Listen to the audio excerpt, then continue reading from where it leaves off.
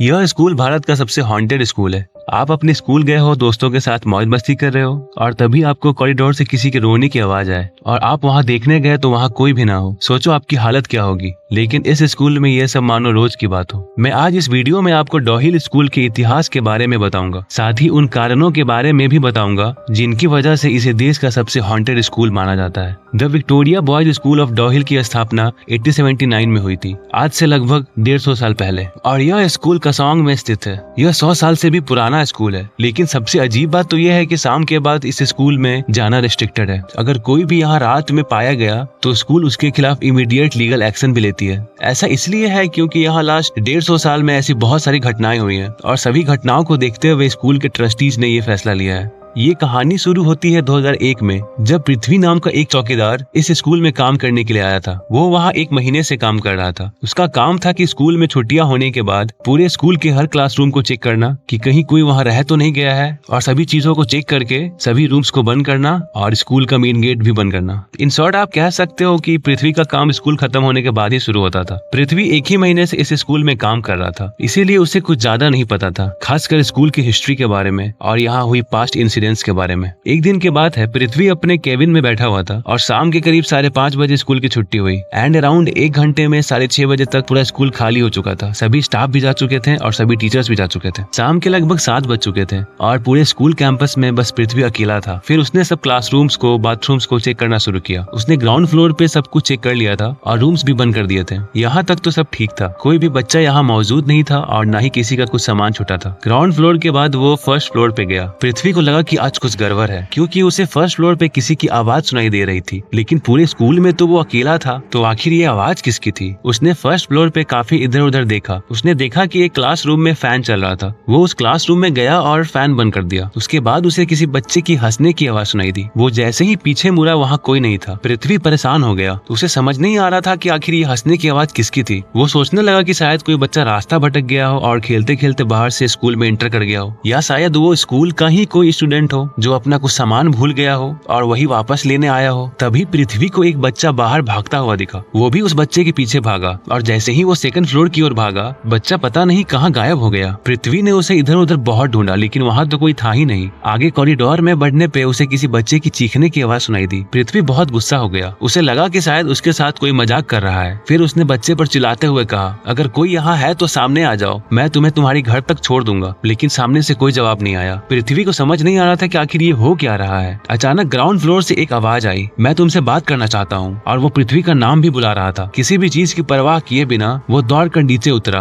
और वहाँ एक गार्ड खड़ा था। वह पास के एक घर की रखवाली करता था। पृथ्वी उस आदमी के पास गया और बात करने लगा। बातचीत और हंसी मजाक में वो सब बात भूल गया और स्कूल का गेट बंद करके अपने कमरे में चला गया। ये सब इंसिडेंट्स अराउंड शाम के 7:30 बजे की होगी और अभी लगभग 11 बज रहे थे। पृथ्वी 11 बजे सोने ही वाला था। तभी उसे याद आया कि ऊपर तो कोई बच्चा था और आधी रात को मैं उसे अकेला नहीं छोड़ सकता। वहाँ उसके साथ वहाँ कुछ भी हो सकता है। और यह सब सोच के वो बहुत डर गया। उसे ये भी डर था कि कहीं स्कूल के स्टाफ को यह बात पता चल गई तो उसकी नौकरी चली जाएगी। पृथ्वी फिर घबराकर स्कूल के अंदर भागा। उसने स्कूल का गेट खोला और वो अंदर भागता रहा। कोई हो तो बाहर आ जाओ, चिल्लाते हुए वो अंदर भागता जा रहा था। अगर तुम्हें किसी चीज की जरूरत हो तो मैं मदद करूंगा, लेकिन तुम प्लीज बाहर आ जाओ। उसने फर्स्ट फ्लोर पर बच्चे को बहुत ढूंढा, लेकिन उसे वहाँ कोई नहीं मिला। वो यहाँ वहाँ भटकता रहा, लेकिन उसे कोई नहीं मिला। फिर उसने अनुमान लगाया कि बच्चा शायद ऊपर 2nd फ्लोर पर होगा। वो दौड़कर 2nd फ्लोर पर पहुंचा। वहाँ कोई बच्चा हंस रहा था। अब पृथ्वी श्योर था कि जरूर उसके साथ कोई मजाक कर रहा है, लेकिन उसके मन में ये भी चल रहा था कि आखिर इतनी रात में कौन बच्चा यहाँ उसके साथ मजाक करने के लिए रुका हुआ है। क्या उसे यहाँ अकेले डर नहीं लग रहा होगा? उसे अपने नजदीक किसी के प्रेजेंस का फील होता है, लेकिन उसके सामने तो कोई था ही नहीं। वो 2nd फ्लोर के हर रूम को खोलकर चेक करने लगता है, लेकिन वहाँ उसे कोई नहीं मिला। अब सिर्फ 2nd फ्लोर का बॉयज टॉयलेट ही चेक करना बचा हुआ था। उसने टॉयलेट का दरवाजा खोला और चारों ओर देखा, वहाँ भी कोई मौजूद नहीं था। फिर उसने सोचा कि अब मैं भी यहाँ से चलता हूँ और सुबह देखूंगा कौन कहाँ छुपा हुआ है। जैसे ही वो बॉयज टॉयलेट से बाहर निकला, उसके सामने एक 5 साल का बच्चा खड़ा था जिसकी गर्दन नहीं थी। उसका सिर कटा हुआ था, गर्दन से खून निकल रहा था और वो पागलों की तरह हंस रहा था। यह सब देखकर पृथ्वी बेहोश हो गया। पूरी रात वो वही बेहोश पड़ा रहा। सुबह पृथ्वी की आंख खुली। अगले दिन संडे था, इसलिए स्कूल में कोई नहीं था। वह दौड़कर उसी चौकीदार के पास गया जो उसका दोस्त बन चुका था और डिटेल में बताया कि आधी रात को उसके साथ क्या हुआ था। चौकीदार हंसने लगा और बोला,